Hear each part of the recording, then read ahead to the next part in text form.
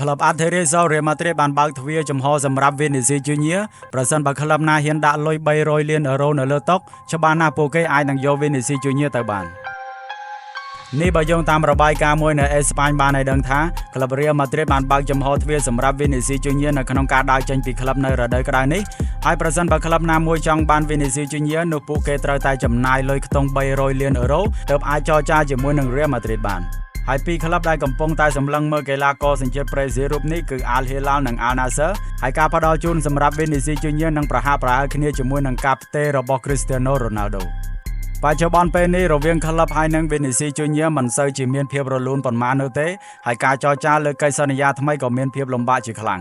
ហើយប្រសិនបើការផ្ទេររបស់ Vinicius Junior នៅក្នុងតម្លៃ300 លានអឺរ៉ូនេះអាចកើតឡើងពិតមែនប្រកាសណាស់នេះគឺជាការផ្ទេរបំបីកំណត់ត្រាពិភពលោកម្ដងទៀតហើយដោយដែលនឹងឆ្នាំដែល Neymar បានទៅចូលរួមជាមួយនឹង PSG